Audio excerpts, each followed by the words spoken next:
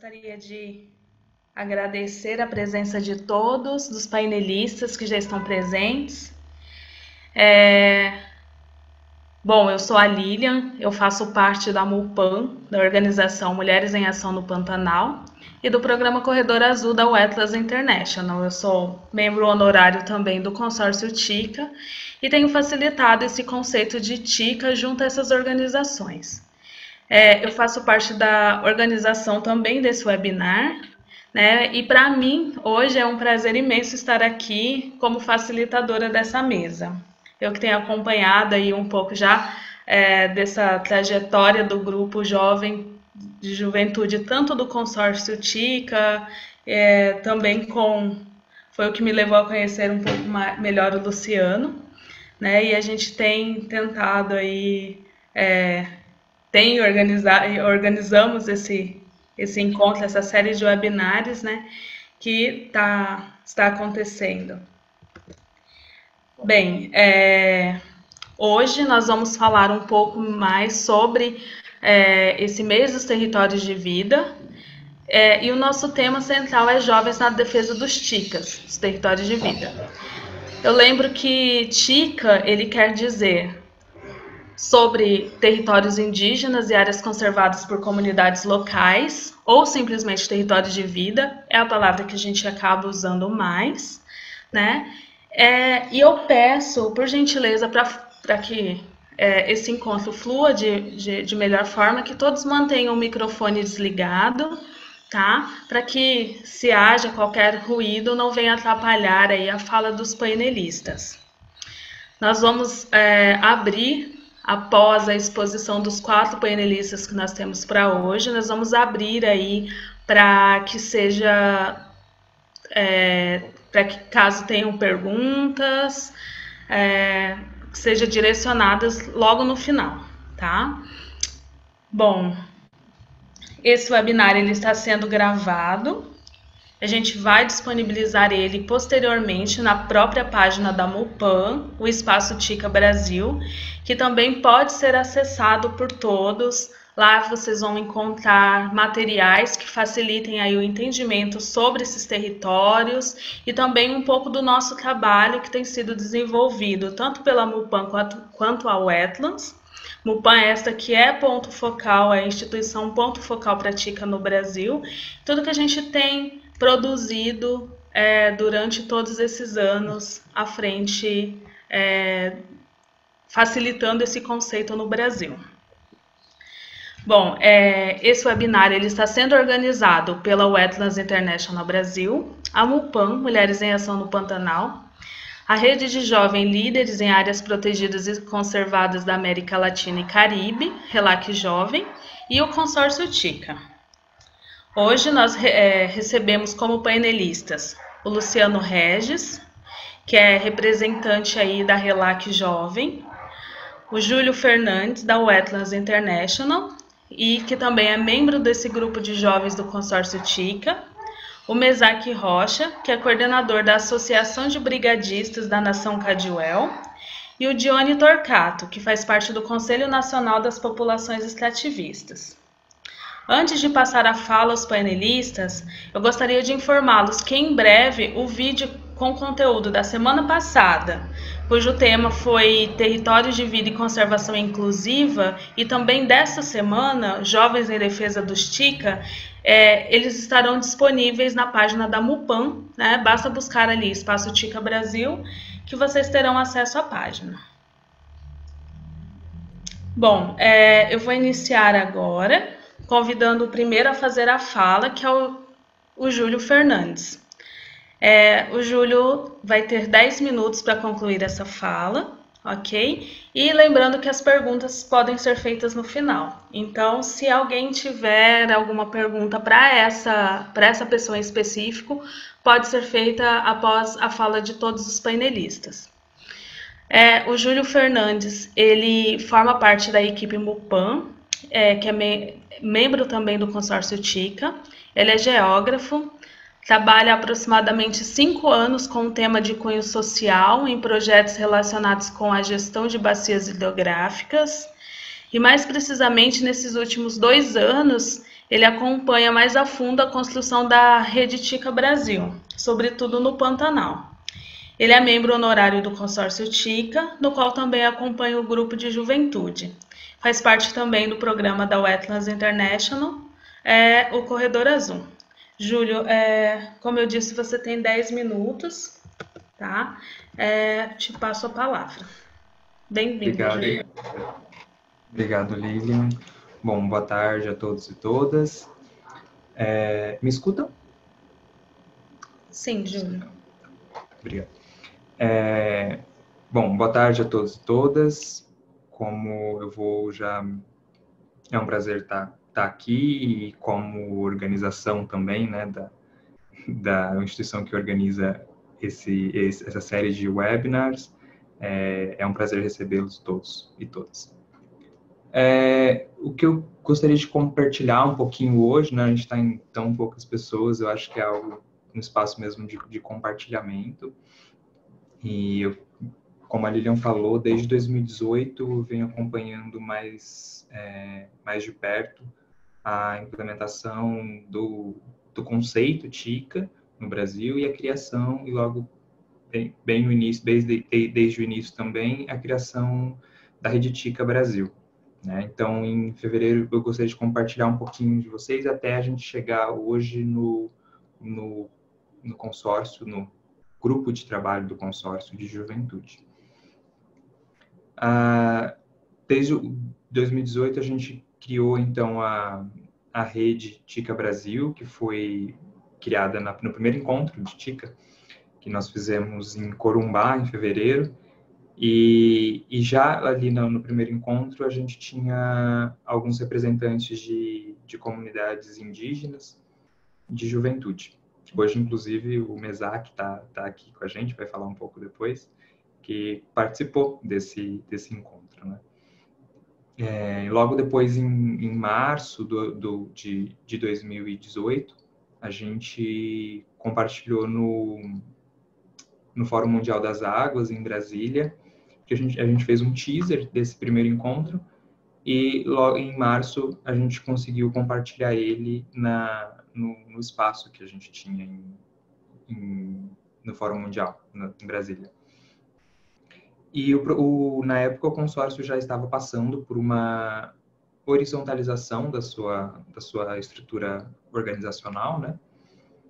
E aí, logo ainda em 2018, eu tive a oportunidade de participar da primeira Assembleia Regional da Latinoamérica e Caribe, que foi em outubro de 2018. E era um assunto muito recorrente, né? A juventude, a contribuição da juventude para o consórcio. Então, ainda em 2018, uma das nossas recomendações era a criação de uma base de juventude do consórcio. E após a nossa foi a primeira assembleia, digo nossa, América Latina, mas o consórcio passou por assembleias regionais na sua estrutura global, né? Então, todos os continentes fizeram assembleias regionais e todos culminaram para uma assembleia, a Assembleia Global de 2019, que foi em novembro do ano passado, na Índia, onde se determinou mesmo a criação de um grupo de trabalho, né? Não só uma base de jovens, como já vinha sendo feito nas assembleias regionais, mas a criação de um grupo de trabalho de juventude. Então, em 1º de janeiro desse ano, então entre novembro e dezembro e 1º de janeiro, né, praticamente muito curtinho, um mês, nós que já havíamos participado dessa organização regional, das assembleias regionais, e já havíamos demonstrado interesse em levar essa agenda, nós fomos convidados a acessar, a entrar nessa primeira formação do grupo de jovens. Então, em 1º de janeiro, como oficialmente, né, teve a formação do grupo de trabalho de juventude do consórcio, com mais ou menos 20 membros à época. Então, os membros do grupo de trabalho são membros de instituições, são membros de instituições que fazem parte do consórcio, e também membros honorários. Então, desde janeiro, iniciou um processo de planejamento do grupo, né, para que a gente designasse, inclusive, quais os objetivos desse grupo. Então, algumas reuniões de planejamento ainda com essa formação inicial, né, a gente teve e designamos alguns objetivos, né, mas principalmente o objetivo eu gostaria de reforçar, que é o objetivo de fortalecer as oportunidades e as colaborações dos jovens nos territórios de vida por meio das relações intergeracionais, né? E isso é algo que está sendo muito forte, porque o consórcio ele já tem um conselho de anciões, né? E é um conselho muito interessante, assim, a formação dele é um conselho consultivo, né? Mas ele é muito atuante na atuação do consórcio, nas atividades do consórcio. Então, essa troca intergeracional entre os anciões e esse novo grupo está sendo um dos principais das energias motoras, né, do grupo de jovens. Em 15 de maio desse ano, a gente teve o primeiro encontro para que essas pessoas se conhecessem fora dessas reuniões de planejamento, né? E aí, com esse primeiro encontro, a intenção também já era aumentar o alcance do nosso trabalho. Então, dia 15 de maio, a gente fez um primeiro encontro, durou aí uma manhã, mais ou menos, onde o Luciano já participou com a gente, a Lilian também, e mais ou menos 30 jovens participaram desse tempinho onde a gente foi discutindo, né? Então, a gente recrutou praticamente jovens que estavam com vontade de contribuir com os territórios de vida e são de territórios de vida ou contribuem via alguma organização para esses territórios de vida. Ao fim dessa foi muito frutífera, né? Essa manhã de discussão, nós tivemos alguns encaminhamentos, né? E aí foram três principais encaminhamentos. O primeiro de aumentar os membros do consórcio, né? O alcance do grupo de juventude do consórcio.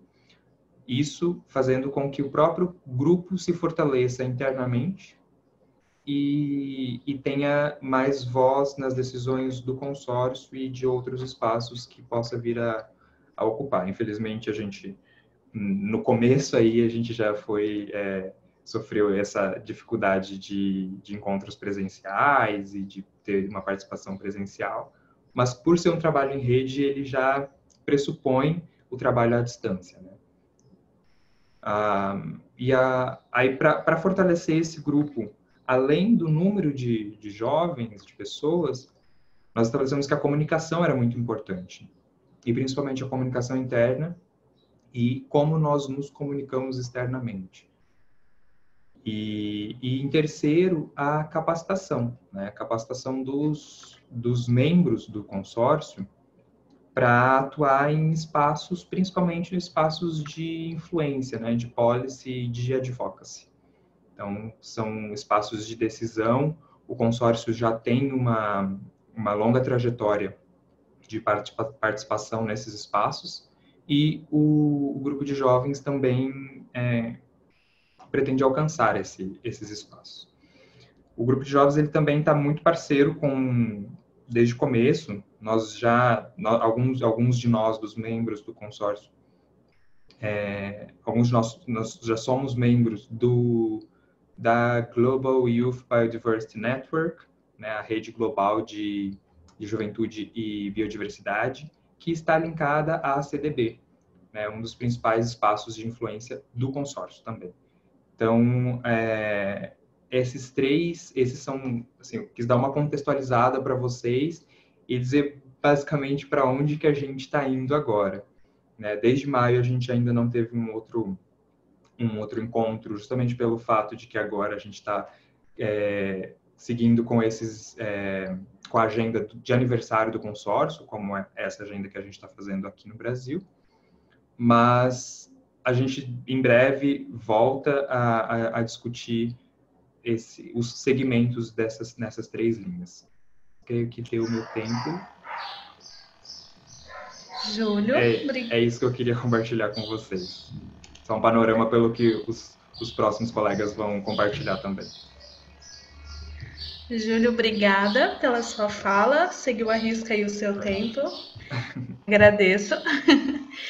Bom, agora vou passar a fala para Luciano Regis, que é biólogo, geógrafo e mestre em áreas protegidas. Ele se dedica à gestão e governança de áreas protegidas há quase 10 anos e, mais atualmente, às áreas conservadas.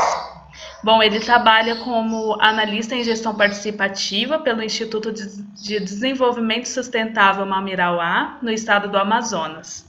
Ele é membro também da Comissão Mundial de Áreas Protegidas da União Internacional para a Conservação da Natureza, membro honorário do consórcio TICA e membro fundador também da Rede de Jovens Líderes em Áreas Protegidas e Conservadas da América Latina e Caribe, a RELAC Jovem.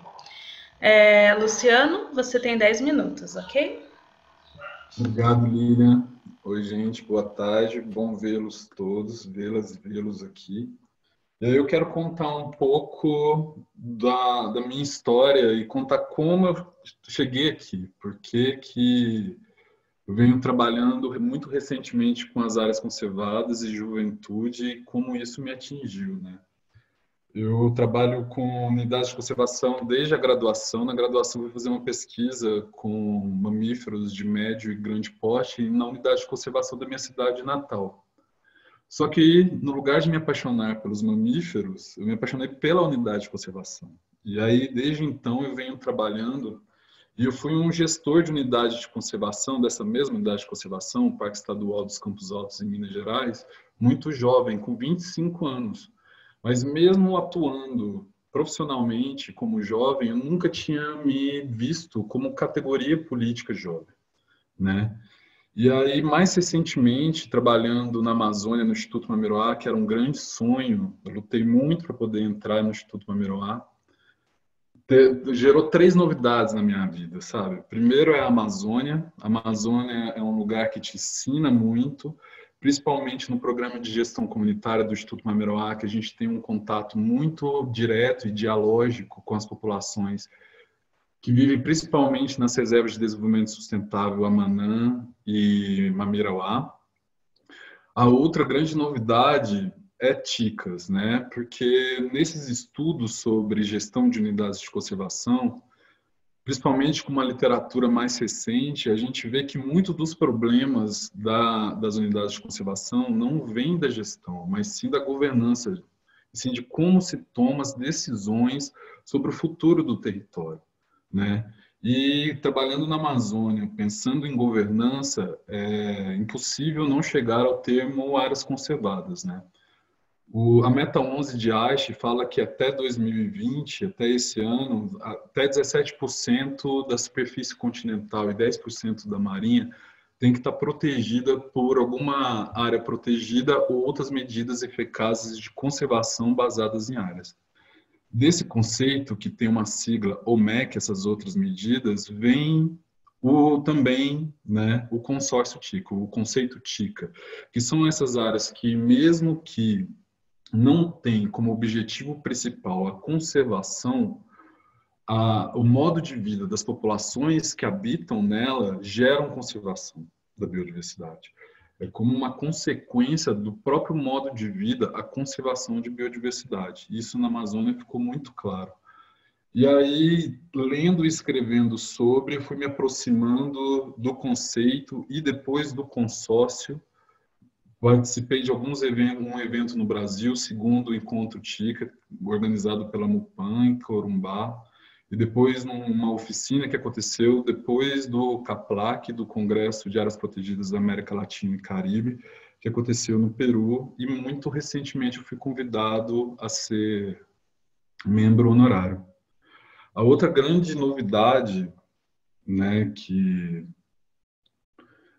na minha carreira, que me fez abrir os olhos, é o reconhecimento como categoria política de jovem. Eu sempre tive uma certa aversão, porque eu tinha uma impressão de que jovens, no mundo da conservação, no mundo das tomadas de decisão, no mundo do desenvolvimento sustentável, tinham um olhar muito de tutela. Era um grupo específico, com eventos específicos, em que tinha pouca influência nas grandes tomadas de decisão, nas grandes construções de propostas de futuro. A gente sempre ficava no mundo virtual de futuras gerações e não chegava.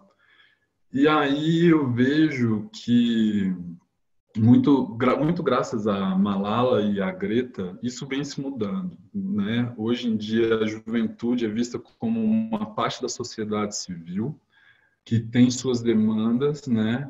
E o que me fez abrir a cabeça para isso foi que justamente nesse congresso que aconteceu no Peru, um congresso muito importante para quem trabalha com áreas protegidas, é um congresso que acontece uma vez a cada 10 anos, que tem grande influência dentro das COPs, né? A COP 15 da CDB, que ia acontecer na China, a 26, que é do clima, que ia acontecer na Escócia.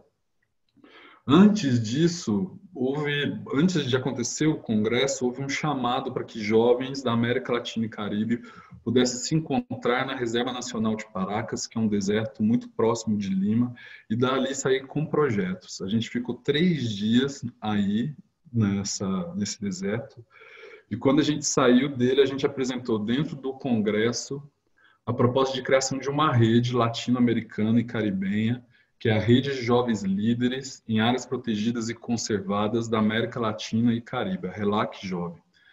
E aí a RELAC Jovem vem mostrando como que uma força da juventude, desde o ponto de vista da sociedade civil, pode incidir nessas discussões globais. E a gente tem menos de um ano de atuação, esse congresso aconteceu em outubro de 2019, e a gente vem conquistando espaços de uma maneira muito interessante, aprendendo a trabalhar em rede, aprendendo a trabalhar com um sistema bilíngue, espanhol-português. E a gente está muito feliz com os resultados disso, porque, afinal de contas, a gente está vendo a rede funcionar em outras mãos, não mais só aqueles jovens que estiveram em Paracas. A gente acabou de ter uma reunião grande e interessante nesse último sábado de boas-vindas para os novos membros. E a reunião, esse encontro, foi organizado por 90%, eram pessoas que não estiveram no Peru nesse congresso. São jovens que acabaram de chegar, que se identificaram com a proposta, com os espaços de incidência que a gente pretende estar e que agora vem contribuindo para esse projeto, né? E aí, eu falei um pouco que nós jovens temos nossas demandas próprias, né?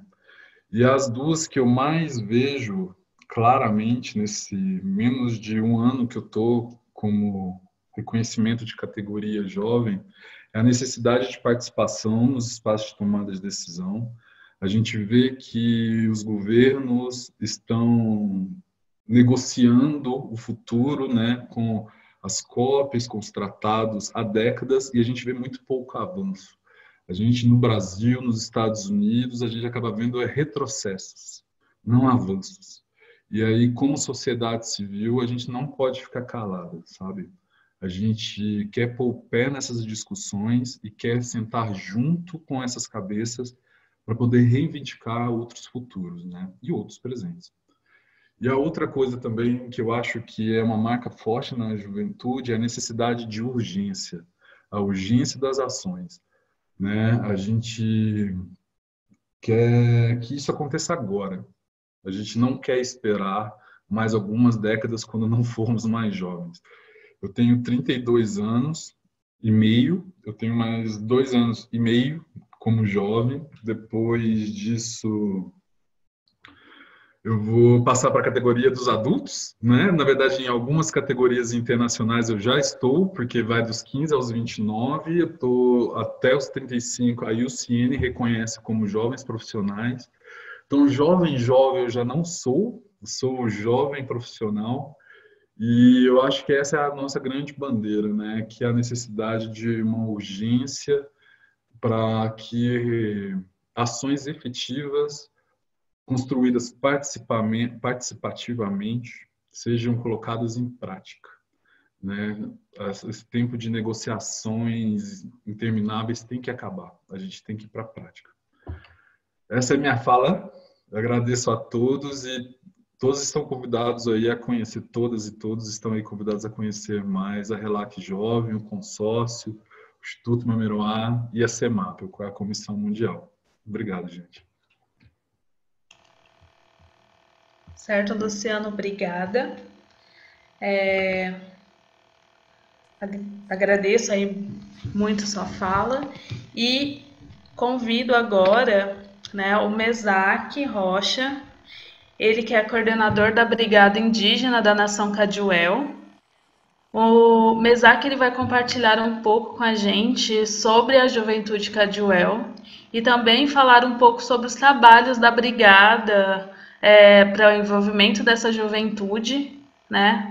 Tudo isso voltado para a conservação ambiental e quais são os planos para o futuro. Bom, Mesaque, você me ouve? Tá tudo certo aí? Você tem 10 minutos, tá? Boa tarde a todos e a todas. Estou muito feliz de estar participando deste evento. Bom, trabalho com prevenção e combate a incêndios florestais no Preve Fogo IBAMA. Estou desde 2012 nesta área. Temos trabalhado bastante aqui dentro da comunidade indígena com a questão da educação ambiental, sobre o manejo do fogo, de como é que funciona o nosso trabalho aqui dentro da Reserva Indígena Caduel. A gente trabalha nas escolas com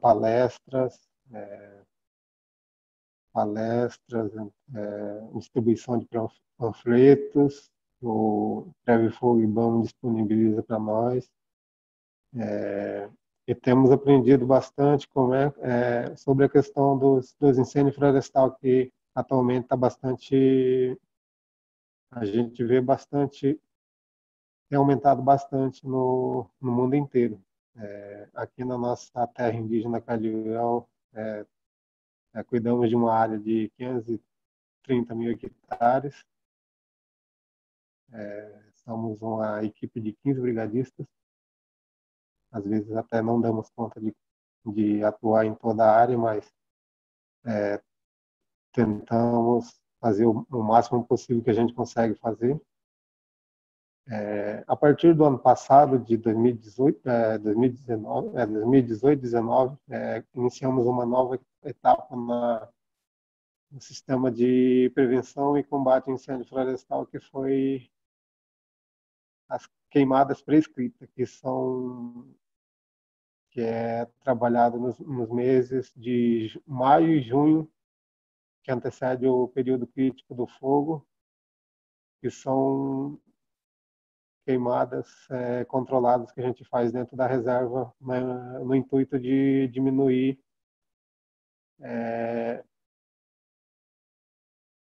os incêndios florestais dentro da nossa comunidade.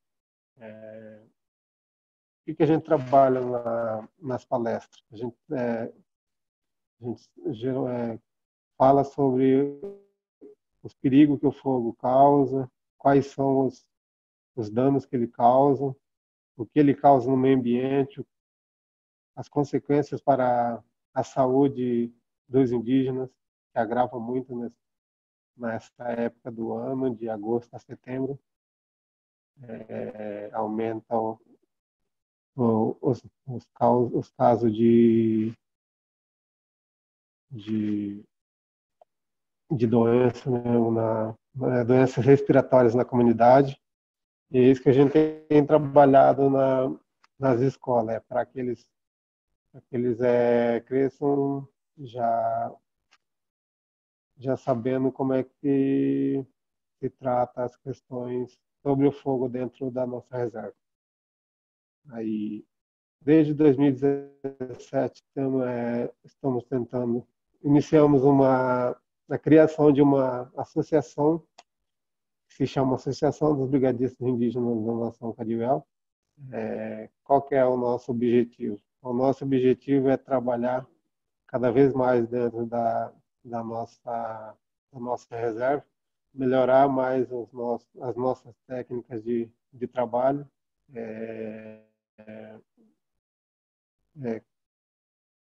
a criação de um viveiro de muda para recuperação de nascentes. Já recuperamos uma nascente aqui na Reserva Indígena Cadivel. Em 2014 iniciamos um trabalho onde a nascente estava praticamente já não existia mais. Aí, com os trabalhos que os brigadistas fizeram, nós conseguimos recuperar ela. Hoje já temos um resultado ótimo. Foi um trabalho demorado, mas conseguimos recuperar essa nascente, que é a nascente principal aqui da Reserva Indígena, da aldeia Alves de Barros, onde é a principal fonte de água da nossa aldeia. Conseguimos recuperar. E daqui para frente a nossa intenção é trabalhar mais, cada vez mais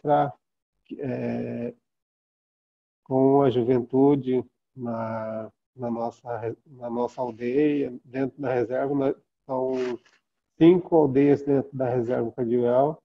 Aqui onde eu moro é a aldeia Alves de Barros. A intenção é trabalhar em todas as aldeias, com palestras, gincanas, e com a criação de um viveiro aqui dentro da nossa aldeia, recuperar as nascentes que já foram degradadas pela ação do homem aqui dentro da nossa reserva. Acho que é isso que eu tinha para compartilhar com vocês. Fico bastante feliz de estar participando deste evento. É muito importante para nós aqui, principalmente nós como brigadistas. A maioria são jovens que trabalham junto comigo. Não, a maioria tem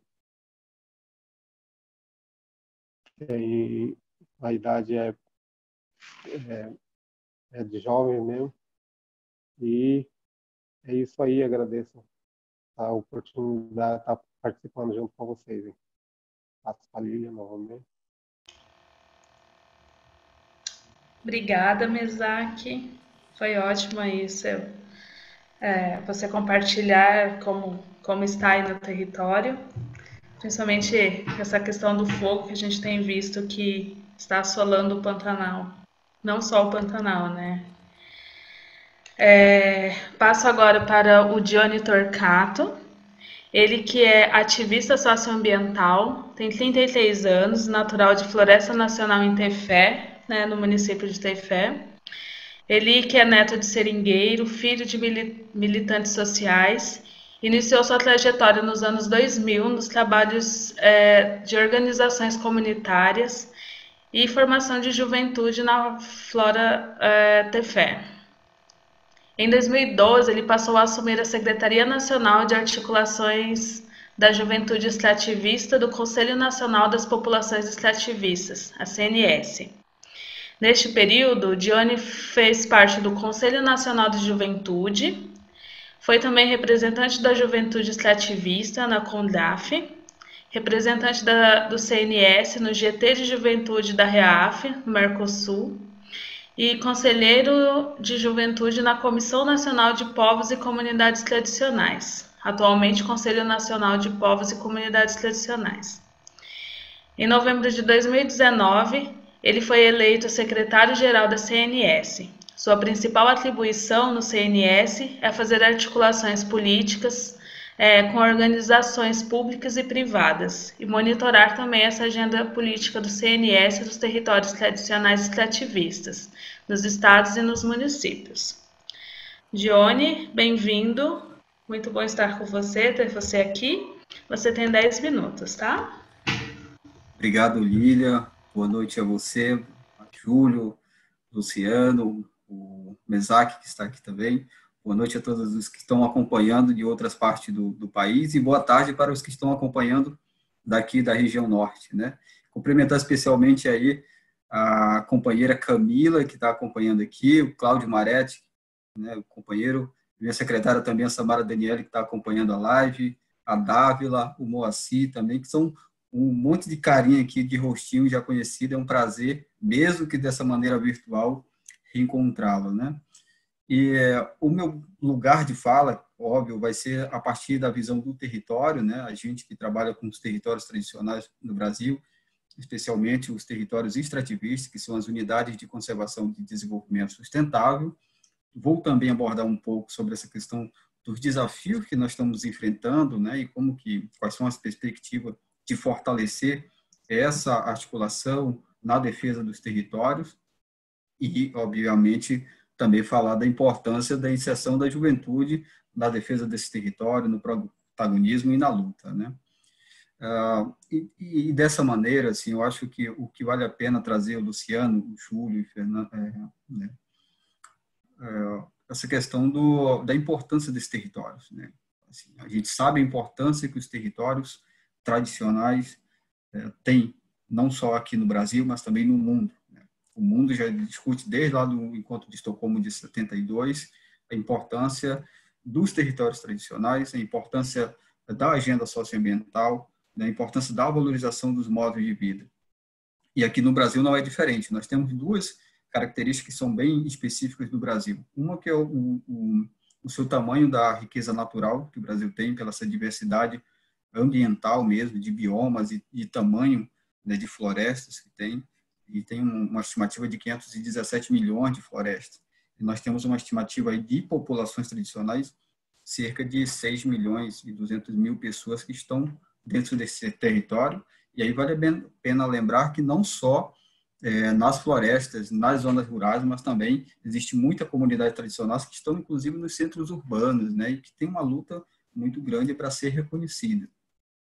Pegando esse recorte de unidade de conservação, e projeto de assentamento diferencialmente reconhecido, que são os PAEX, né, os projetos de assentamentos extrativistas, nós temos, só aqui no Brasil, cerca de mais de 60 milhões de hectares, né, mais de 10% só na Amazônia, que são territórios ambientalmente reconhecidos, que têm uma forma de cultura, né, diferenciada e que tem uma identidade própria. Então, isso é importante trazer nesse momento, porque isso mostra o tamanho da diversidade sociocultural que a gente tem, que faz desse país um país mega, né, biodiverso.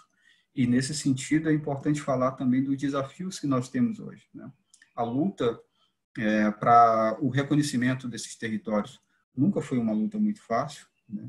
Então, porque, por um lado, você tem aí uma disputa do modelo hegemônico mesmo, né? As comunidades querendo ter esse território, porque o território ele é um espaço de resistência política, ele é um espaço de manutenção da sua cultura, é um espaço de afirmação da sua identidade cultural, e, contrapondo a isso, a gente tem o modelo hegemônico, né, que é o capitalismo querendo se apropriar desses territórios, e o que torna essas populações tradicionais que estão no Brasil, falando desse recorte do país, pessoas em constante vulnerabilidade social.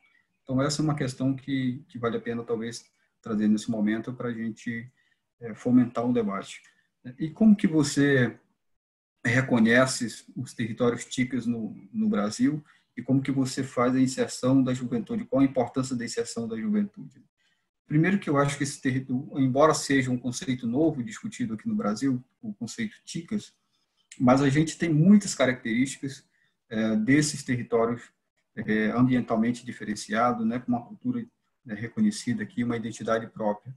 E que, nesse momento, é fundamental que se aprofunde mais essa discussão no Brasil, reconhecendo não só essas áreas que hoje já são reconhecidas por algum tipo de estrutura política aqui no Brasil, como decreto de criação, os territórios indígenas que estão reconhecidos, mas saber que aqui no país existe uma gama de diversidade que não tem segurança nenhuma jurídica. E ser reconhecido como TICA é uma forma de garantir, né, uma maior visibilidade e uma proteção do direito dessas populações que estão dentro desse território. Então, o desafio, inclusive, o Lília e demais que estão aqui, numa pauta socioambiental no contexto mundial. A gente precisa que esses territórios estejam juridicamente, ambientalmente, né, garantidos e assegurados, ou seja, os territórios protegidos. A gente precisa que o direito dessas populações tradicionais que estão dentro desses territórios, eles precisam ser reconhecidos também, né? A gente precisa, por outro lado, de que os estados, partes, e aí a gente está falando no sentido de Estados-União, garantam políticas que efetivem, né, o direito dessas populações tradicionais. E, para isso, também a gente precisa, claro, de uma consciência socioambiental, não só no contexto nacional, mas no contexto global. Enquanto as pessoas não estiverem sensibilizadas de que é importante proteger esses ambientes pela questão da preservação dos recursos naturais, mas, acima de tudo, para garantir o direito dessas populações tradicionais, acaba sendo uma luta muito árdua. É a gente aqui defendendo nossos territórios e, por outro lado, tendo uma pressão muito grande. E aí a gente vai nessa questão do recorte da inserção da juventude, porque para defender esses territórios, a gente precisa ter uma luta política organizada desse território. Então, a gente precisa, primeiro, ver o que nós temos com populações tradicionais, que são lutas comuns, e a defesa do território é parte dela. A identidade cultural é outro aspecto que muitos nos assemelham, né? Independente se é indígena, se é quilombola, nós temos características extrativistas, nós temos características próprias, e a questão da identidade cultural como uma riqueza. Isso. Agora, a gente precisa, e a juventude precisa saber e reconhecer o seu papel. Então, ela precisa estar inserida nesses trabalhos de organização comunitária, fazendo a defesa desse território, né?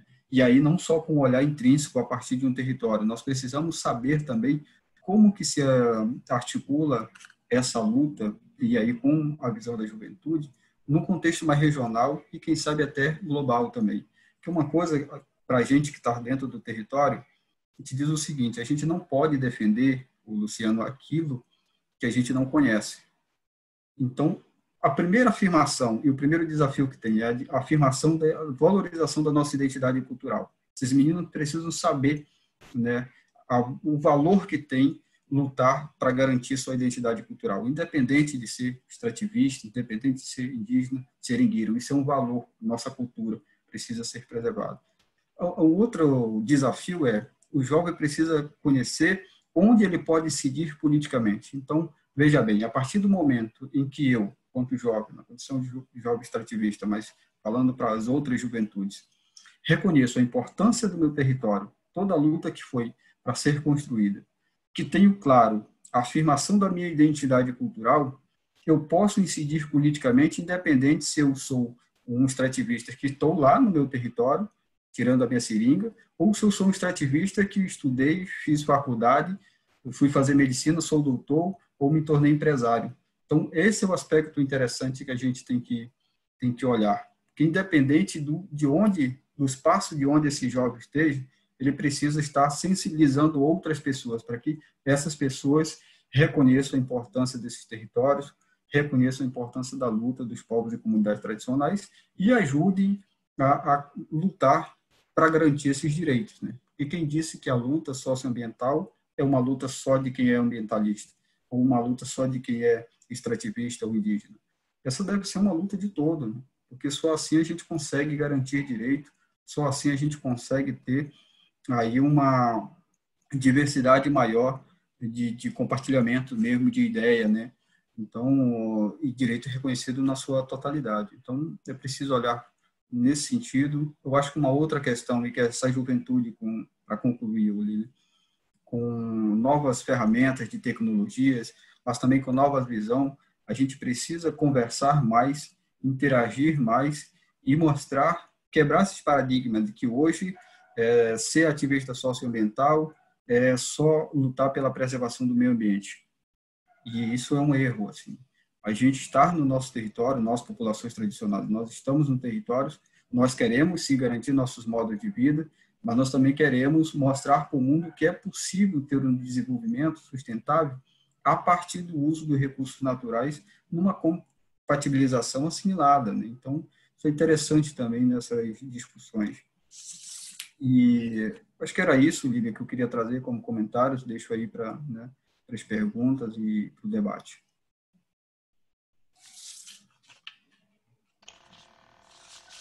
Certo, Dione, obrigada pela sua colocação, acho que foi muito, muito boa, né, a gente trazer esses aspectos. Agora eu abro para quem quiser fazer alguma pergunta para algum dos painelistas, ou que queira expor algo, colocar algo que acrescente aí na fala deles, tá?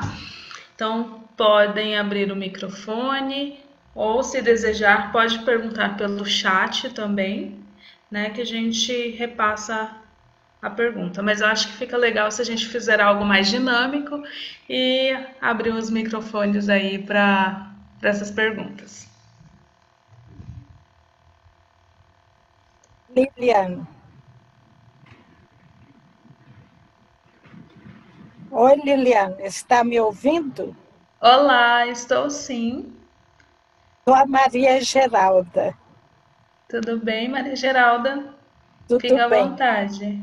Tá, obrigada. Gostei muito da fala do companheiro, muito bem colocada, e gostei muito da maneira como que ele falou que deve haver um envolvimento dos jovens e de todos.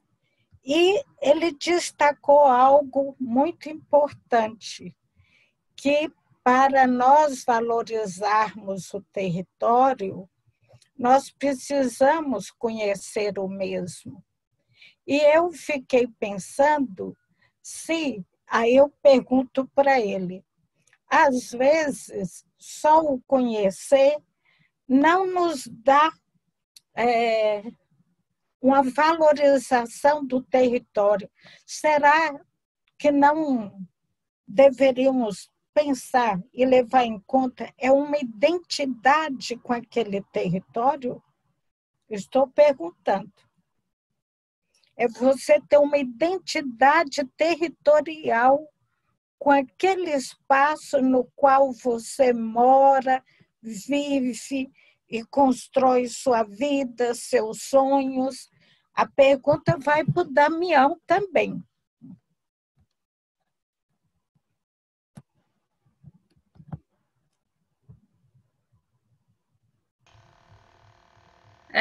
Obrigada pela pergunta, Maria Geralda. Deixo aí. Eu acho que dá para a gente fazer e já responder para não perder. O que vocês acham? Acha melhor fazer uma série de 3 perguntas? Vamos passar já para a resposta, então? Bom, fica à vontade, Damião, que foi chamado, foi convocado. Palestrante. Damião, eu citei porque eu conheço o Damião. Então, estou incluindo ele no debate. Muito bom que Damião, semana passada, fez uma fala maravilhosa também a respeito do território Calunga. Eu acho que vai ser ótimo ter o Damião também participando e falando um pouco aqui com a gente. Então, deixo para o Dione, Damião e outros mais que queiram expor, tá? Eu vou fechar o microfone aqui, fica à vontade. Boa noite, pessoal. Boa noite, Maria Geralda. Boa noite. A gente aqui vive diretamente dentro do território, né?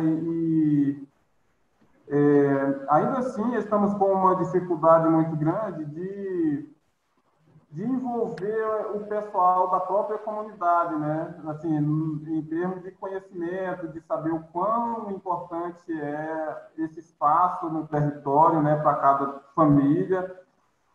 Porque a maioria de nós sempre viveu aqui muito tranquilo, se tornou natural essa vida de ir e vir dentro do território, sossegado, e na maioria das vezes nem sabe que existe uma luta, uma batalha por fora do território para proteger-nos. A gente vem com essa dificuldade de envolver as pessoas do território, né? Eu não sei se isso é só aqui no Calunga, mas sentimos muito mais hoje ainda essa falta do conhecimento interno, né? Do conhecimento para dentro do território dessas pessoas. Porque a gente faz um trabalho muito pesado assim, para buscar recursos, para levar nossas dificuldades, nossas necessidades para fora, para ser conhecido. Mas deixamos, talvez, a desejar, ou não esforçamos o bastante para levar o conhecimento para dentro do território, né? Para envolver as famílias, para envolver o povo que ali vive. Porque eu acho que juntos seríamos mais fortes para, principalmente hoje, nessa visão política que estamos vivendo, né? Nessa situação. Então, eu acho que chegou o tempo dos povos, os povos originários, os povos tradicionais, as comunidades quilombolas, que são maioria nesse país, né? Eu acho que a gente tem que agir como tal. Eu acho que somos maioria, precisamos voltar esse conhecimento do que se passa no Brasil afora, para dentro desses territórios e sair com força para buscar nossos direitos. A gente deve, nesses territórios, a gente deve muito se pedir, a gente depende muito das pessoas que estão no poder. E sempre a gente é a maioria. Eu acho que a gente tem que agir como maioria. A gente é capaz de buscar nossas próprias coisas. Eu acho que a gente tem que começar a integrar nesses meios, mas isso tem que vir de dentro das comunidades. Não pode simplesmente sair dos líderes para fora. Eu acho que tem que ser da comunidade para os líderes e daí por diante. E do líder para a comunidade. Certo, obrigada, Damião. Dione, por favor. Obrigado. A Maria Geralda, né, que perguntou. Maria, para a gente, o território é uma das coisas mais importantes, né? Primeiro, por conta da nossa visão da intrínseca relação, né? Então, nós nos enxergamos dentro dos territórios, que são as florestas, para nós que somos extrativistas, como parte da floresta, e não como a floresta como parte de nós, que é uma relação também, mas não como objeto. É uma relação intrínseca. A gente depende da floresta para sobreviver e entende que a floresta também depende de nós para ela manter conservada, né? Então, dentro disso, 3 aspectos são fundamentais. A nossa luta para que mantenha esse território ambientalmente conservado, uma outra luta para que mantenha a nossa identidade cultural, porque isso é parte de nós, como já falei aqui. Se a gente perde esse essência, né, intrínseco, que é o fundamental, que é a nossa essência do reconhecimento da nossa identidade, nós vamos ser qualquer outra coisa, menos extrativista, menos indígena. Ou seja, isso está no princípio, né?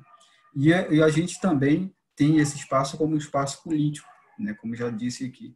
Então, é fundamental manter as características e a identidade desse territorial. Primeiro, porque mantendo essa característica da identidade territorial, vai nos assegurar como cidadão, como população tradicional, ou seja, vai garantir que nossa identidade seja preservada. E manter as características da identidade cultural no âmbito ambiental conservado, vai manter também a identidade da nossa luta, inclusive, que faz intrínseca a esse território. Porque se a gente descaracteriza isso, se Se a gente perde, por exemplo, o princípio de por que um território quilombola é reconhecido, por que uma unidade de conservação é criada, a gente perde o essêncio da nossa luta, ou seja, a gente é desvalorizado com o nosso modo de vida. Então, é fundamental manter a identidade desse território com esse princípio. Agora, tem outros desafios, e aí, para concluir, Lilian, não basta só as comunidades lutarem para reconhecer esse território e, por outro lado, o governo criar, ou reconhecer, ou demarcar. Existe um desafio muito maior que isso, que é fazer a implementação desses territórios, que nada mais é do que levar o reconhecimento do direito a essas populações, direito a bens comuns, a bens essenciais e a bens fundamentais. Então, nós estamos no território e precisamos ser vistos de igual forma com qualquer outro cidadão, ter políticas garantidas, porque isso, por outro lado, vai fomentar e ajudar com que a gente mantenha a nossa identidade preservada, mantenha a nossa visão intrínseca do desenvolvimento a partir dos nossos modos de vida, da nossa cultura e de um ambiente que a gente precisa para conviver como um todo, e isso vai contribuir não só para a garantia das nossas presentes e futuras gerações, Márcia, mas também, uma vez que esses territórios estão assegurados, a gente tem uma contribuição para o mundo, né? Então, manter isso, essa questão da identidade tem sido fundamental na nossa concepção. Eu queria fazer um comentário sobre a questão de identidade, porque hoje em dia, com essa mídia massiva, a questão do tradicional pode ficar parecendo no cotidiano das pessoas que vivenciam o território como algo banal, algo ultrapassado. E aí, o que eu gosto muito do consórcio TICA é porque o autorreconhecimento como TICA, ele demanda 3 características. O primeiro é essa conservação, que eu já tinha falado. O outro são sistemas de governança que funcionem, independente do nível de estruturação desses sistemas de governança. Pode ser super reuniões, pode ser conversas. E também a questão da identidade. As populações ter uma ligação forte com os seus territórios. E aí, quando você se auto-reconhece como o território, se auto-reconhece como TICA e entra dentro de uma estrutura global, que é o Programa das Nações Unidas para o Meio Ambiente, o PNUMA, faz o registro, isso pode ressignificar o território. Você percebe, a partir de então, que esse território tem uma importância global, né? Que esse território, que às vezes se torna banal pelo cotidiano, seu modo de vida, você nasceu e cresceu ali, cria uma importância, tem outros olhares externos que valorizam esse território. E isso pode apoiar e fortalecer os laços de identidade. Eu acho isso também muito interessante no conceito de TICA, território de vida. Obrigada, Luciano. Mais uma pergunta? Marete levantou a mão. Sim, Marete. Olá, boa tarde, boa noite, tudo bem? Parabéns pela série de eventos, não pude acompanhar o outro. Hoje eu tive sorte, azar e sorte, porque cancelaram a reunião que eu tinha, então consegui estar aqui com vocês, gostei muito das apresentações. Eu tinha levantado a mão e minhas 2 questões foram parcialmente respondidas. A primeira era, esse momento é um momento de crise, né? Nós temos aí uma dificuldade frente a um governo nacional que não reconhece a importância da conservação da natureza e os direitos dos povos e comunidades tradicionais. E tem, junto com isso, o crescimento das pressões, das agressões sobre essas comunidades e os seus territórios. Então, a primeira pergunta nesse contexto era, o Dione respondeu parcialmente, era quais são os principais desafios de implementar a gestão no território e se há um espaço junto a outros níveis de governo ou dentro das contradições do governo federal para ter ainda o fortalecimento das parcerias e das políticas públicas na implementação da gestão do território, que o Dione mencionou, mais do que a identidade, mais do que a tradicionalidade na gestão de recursos naturais, do contexto cultural, a gestão do território reivindicado ou reconhecido, ela é um desafio a mais. Então, ele iniciou uma resposta, mas se puder aprofundar, ele e os outros colegas.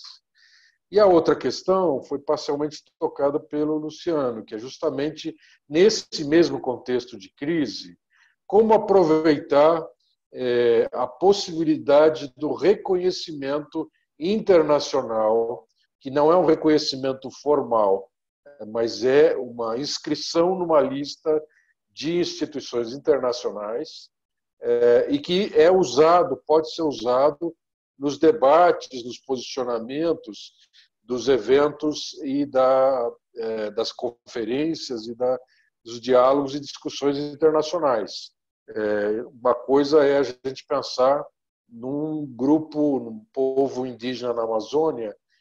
O mundo inteiro sabe o que é um grupo indígena na Amazônia, mas nem todo mundo sabe o que é um grupo de catadores de sempre-viva, ou raizeiras do Cerrado, ou mesmo reconhece como tradicional as apanhadoras de caranguejo no litoral do Pará, etc. Então, como utilizar esses instrumentos internacionais de reconhecimento para justamente conseguir apoio político, mesmo que não formalizado pelas entidades, e, eventualmente, apoio financeiro ou econômico para seguir na luta. Embora eu tenha citado Dione e Luciano, acho que pode servir para os quatro essas duas questões. E eu parabenizo e agradeço novamente a oportunidade. Um abraço.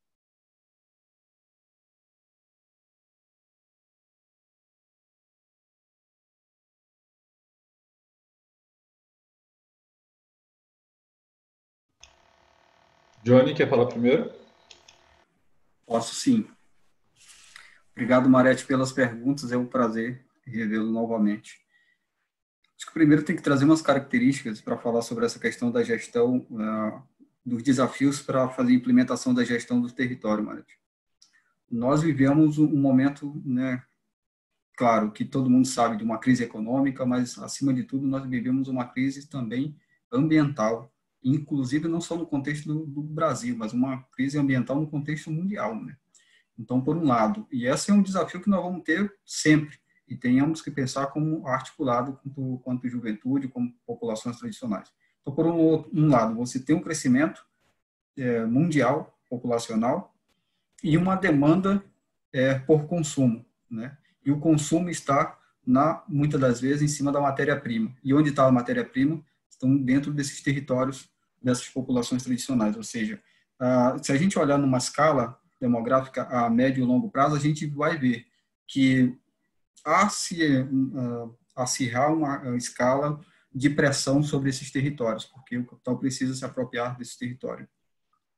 Qual era uma forma de mudar isso? Então, era dar visibilidade da importância desses territórios, no ponto de vista ambiental, de como que esse território, uma vez conservado, ele garante também um equilíbrio, por exemplo, e reduz os efeitos das mudanças climáticas, eventualmente.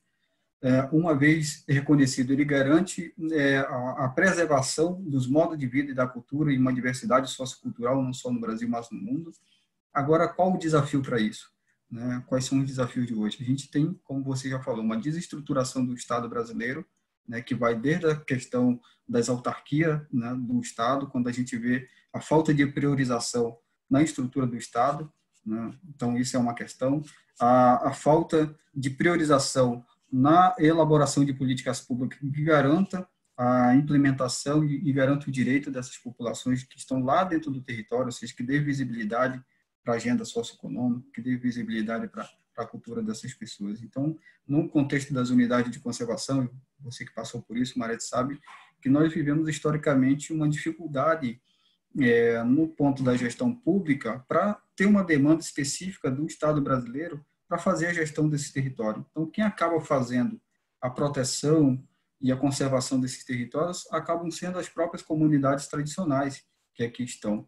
Então, uma da forma de um desafio, então, vendo esse cenário, né, que nós temos, que o governo não prioriza isso, pelo contrário, está flexibilizando os direitos territoriais e ambientais, uma da forma de a gente tentar mudar isso e tirar essas comunidades dessas ameaças constantes é a gente, por outro lado, ver as experiências de autogestão que estão acontecendo nesse território e tentar impulsionar isso, ou seja, dar mais visibilidade, tanto às questões das estratégias de proteção desses territórios, de conservação, de organização que tem essas populações nesses territórios, mas também da visibilidade nas iniciativas que elas têm, que é nas visibilidades, por exemplo, das cestas produtivas, a importância que elas têm na contribuição sociocultural do país. Então, acho que é por aí o caminho. E aí o nosso papel quanto juventude é, sim, interar disso, fazer parte dessa luta conjunta, né? Então, acho que esse é o primeiro aspecto. E hoje, no contexto de risco, a gente tem ameaças constantes, né? Então, a gente tem, por exemplo, alguns territórios que são reconhecidos, já como as unidades de conservação, as terras indígenas, os territórios quilombolas, mas, como você bem disse, tem boa parte dos povos e comunidades tradicionais que não tem segurança nenhuma. Então, é preciso que a gente tenha uma sensibilidade disso e ganhe uma adesão mundial, no aspecto, né, global aí, para que reconheça também esses outros territórios, independente se ele tem um decreto de criação ou não, né, porque eles têm uma contribuição tão importante quanto aqueles que já têm o seu território assegurado, né? Então, uma vez reconhecido isso, tira aí uma pressão, que muitas das vezes essas pessoas estão entregues, né, sobre ameaças de conflito, sobre pressão aí do agronegócio, sobre a pressão da grilagem de terra. Isso faz com que muitos dos povos acabam tendo a opção de resistir para garantir seus direitos ou de sair e ir para os grandes centros, perdendo aí sua identidade e vivendo em situação muito mais difícil do que se estivesse no seu território. Então, nosso desafio é como que a gente garante a proteção e o direito dessas pessoas que vivendo no seu território. Então, uma vez eu li uma coisa interessante, que os países escandinavos são grandes exemplos em políticas públicas, né? E aí, de primeira, a gente pode pensar porque os estados são fortes. Mas eu li que não são, no caso dos países escandinavos, não são só os estados. Existe uma sociedade civil organizada e atenta. Então, eu vejo TICAS como um exercício de organização da sociedade civil, né? Então, a gente vive um governo ameaçador e eu vejo um momento necessário de olhar para dentro como sociedade civil, porque, afinal de contas, as elites sozinhas não conseguiriam colocar esse governo que está aí. A massa trabalhadora teve uma participação. Então, a gente tem que se olhar como sociedade civil e eu vejo TICAS como um exercício disso. Na prática, por exemplo, eu vejo que, por exemplo, se a CESAI não quer atender terras indígenas não homologadas, talvez um autorreconhecimento e fazer parte das estruturas globais possa servir como ferramenta de pressão frente a esses governos para que esses territórios sejam atendidos pelo esse sistema específico de saúde indígena. E aí, por isso que eu acho muito interessante TICAS e muito interessante que seja um movimento paralelo às áreas protegidas. As áreas protegidas como políticas de Estado e TICAS como estratégias da sociedade civil, né? E aí, em termos dessas questões globais, eu fiz uma pergunta no último webinar sobre quais eram as vantagens para as lutas locais de quando um território se auto-reconhece como TICA. E a Carmen Miranda falou uma coisa que ficou marcada, que entrar num círculo de solidariedade. E quem é membro do consórcio e ouve as discussões, né, acompanha as discussões, percebe que esse círculo de solidariedade realmente funciona. Os territórios, no mundo todo, os territórios de povos indígenas e comunidades locais se interagindo e também juntando sinergias, visibilizando suas lutas e suas ameaças. Então, eu vejo esse ciclo de solidariedade muito interessante. E também eu vejo que as estruturas globais vêm se adaptando a esse novo formato. Tanto que o Fundo Mundial para o Meio Ambiente, o GEF, né, a sigla em inglês, lançou muito recentemente um edital estrondoso para financiamento de áreas conservadas, né, com um olhar específico às áreas conservadas, pensando em fortalecimento dos processos de governança, processos de autonomia, fortalecimento das cadeias de valor. Então, eu vejo que vem surgindo globalmente um movimento de apoio e de reconhecimento dessa iniciativa da sociedade civil. É isso. Só queria complementar um pouco. Acho que o Johnny e o Luciano já contemplaram bastante, inclusive das provocações que o Cláudio fez, né? Inclusive, obrigado. Mas a gente enxergar realmente Tica como mais uma camada, né? Não que Tica é suficiente para dar conta da conservação, e nem que as políticas públicas de conservação e preservação ambiental devem deixar de existir ou ser fragilizadas pela existência de um Tica, mas que Tica complemente essas políticas públicas. E que Tica, como parte global dessa rede, muito bem lembrado, Luciano, da rede de solidariedade que a Carmen mencionou no último webinar. E sim, nós que acompanhamos o consórcio, a gente percebe que isso existe e é algo do cotidiano das comunidades que fazem parte do consórcio, né? E os benefícios além disso, é ter mais uma forma de tentar assegurar o seu território, o seu modo de vida, e que resultam na conservação, né? Eu, como compartilhei em outubro de 2018, nós estivemos reunidos em uma cidadezinha muito perto de Bogotá, na Colômbia, para fazer a primeira reunião, a primeira Assembleia Regional. E enquanto estávamos lá, acontecia uma consulta, né, à sociedade em geral, por razão de frackings, né, de exploração petrolíferas. E aí eles vieram até nós, essa organização da consulta veio até nós justamente para pedir o apoio, e foi feito, né, o apoio. E aí compartilho com vocês que na hora a gente não sabia, mas eles já tinham, a gente estava num território que estava acontecendo isso, e alguma comunidade ali já era membro Tica, não tinha passado por todo o processo que o território Calunga está passando agora, e eles sim brigaram de frente com os funcionários da petrolífera, dizendo: não, nós somos um Tica e aqui ninguém entra, e aqui ninguém vai fazer nada. E isso foi o que impulsionou outras organizações da sociedade civil a pressionar a consulta popular para a abertura dessas explorações petrolíferas. Então, é realmente uma cadeia de ações que vai uma mexendo a outra, e um dos nossos lemas como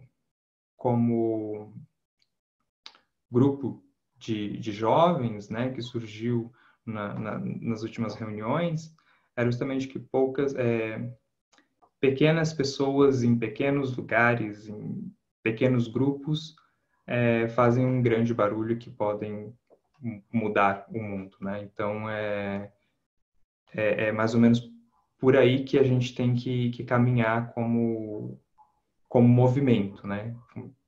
Com Tica. Certo. Obrigada, Júlia. Obrigada, Luciana, Johnny. Bom, vou abrir para mais uma pergunta, se tiver alguma. Acho que pelo adiantado da hora a gente já pode... enfim, se tiver mais uma pergunta, a gente já na resposta, já encaminhar para o final, né, a despedida, uma fala final dos painelistas. Tem algum questionamento?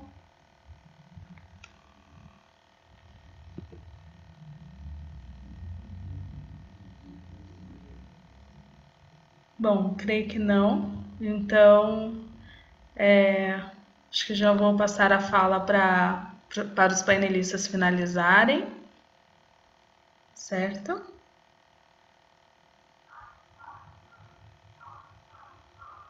Bom, eu posso começar então, já que fui a primeira a falar.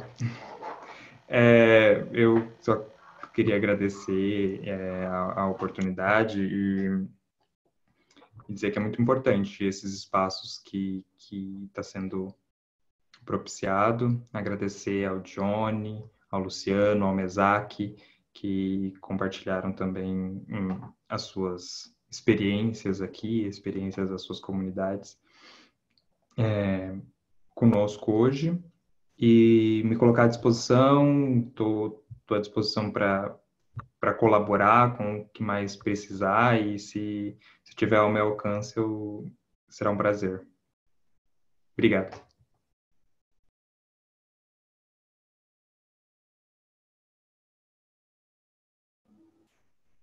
Então, também já vou aproveitar e agradecer a presença de todos. Que esse seminário seja uma semente para que o TICA possa crescer aqui no Brasil como estratégia para a conservação da biodiversidade, para a proteção das populações que vivenciam esses territórios. E a gente está aberto para contatos posteriores. Qualquer coisa, estamos aí. Obrigado, gente.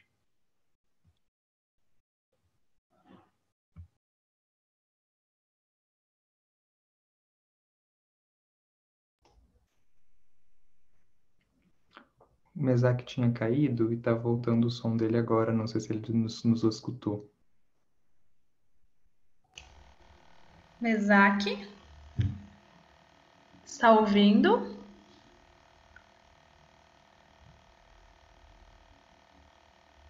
Mesaque, eu acho que o seu está no mudo. Ah, sim. Mesaque, nós estamos nos aproximando agora dos minutos finais. Eu vi que você caiu, que a sua conexão caiu, e neste momento eu passei a fala para os painelistas, né, para que se despeçam e deixem aí sua mensagem final, tá, para a gente finalizar. Então, se vocês quiserem fazer alguma fala final, pode ficar à vontade.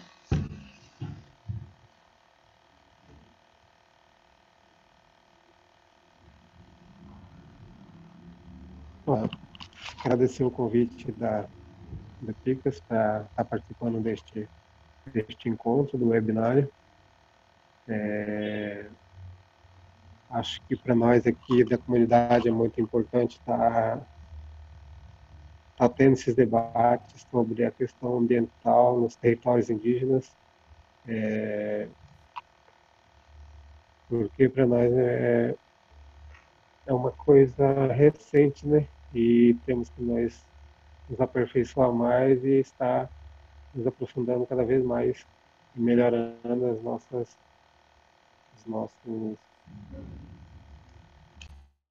manejos ambientais aqui dentro da terra indígena Cadiuel. Obrigado pelo convite, a Lilian, o Júlio e a todos os participantes deste webinário. Obrigado, Lilian. É isso aí. Obrigada, Mesaque. Dione, por favor. Obrigado, Lilian. Gostaria de agradecer a todos, né, pela oportunidade, aqueles que estiveram conosco até agora.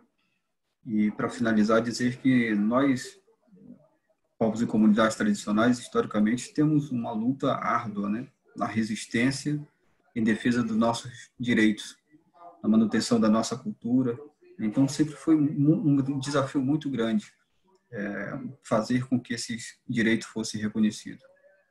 Não é o fim, né? Nós vivemos um momento de muita atenção, onde requer um momento de muita luta, e para essa juventude, precisamos estar incidindo sobre isso. A juventude precisa fazer parte dessa luta, pelo histórico, do que já foi, né, por todo as conquistas e o legado deixado por nossos ancestrais, mas também para construir nosso próprio legado no futuro. Agora, essa luta não pode ser de qualquer forma. Precisamos estar bem articulado, saber bem como incidir politicamente e como fazer com que nossos direitos sejam reconhecidos. A partir disso, precisamos urgentemente, Luciano, Júlio, ver quais são as outras experiências, como nos articulamos regionalmente, globalmente, para que a luta da juventude faça valer a pena, né? Para que esses direitos finalmente sejam reconhecidos. Por último, acho que concluir dizendo que a identidade cultural dessas populações tradicionais, ela não está na característica estereótica desse povo, mas está no sangue que corre na nossa veia. E com isso, dizer que, independente de onde nós estejamos, nós vamos sempre estar lutando para que esse direito seja reconhecido e sempre vamos estar contando com nossos parceiros, colaboradores, porque a conquista, ela se faz com luta, e a luta se faz com todos, né? Então, muito obrigado mais uma vez pelo espaço, fico à disposição aí para eventuais outros convites também.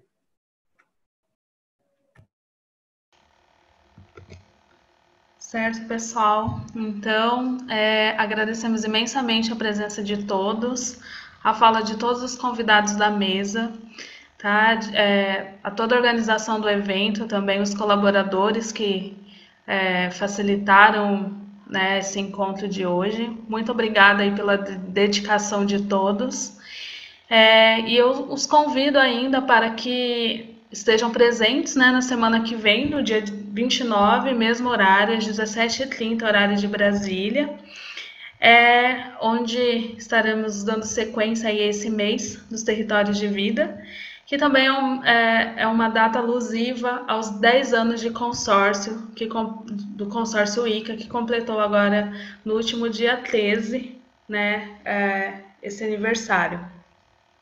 O tema da mesa da semana que vem será Territórios de Vida e Justiça Ambiental, Lutas Sociais e Agendas Globais, onde teremos aí a presença do Vilmar Pereira, que está presente aqui com a gente, e também do Cláudio Maretti. Bom, e assim a gente encerra mais um encontro, e foi muito bom vê-los e estarmos juntos mesmo na distância, mesmo nesse contratempo. Agradeço. E uma excelente noite. Obrigada.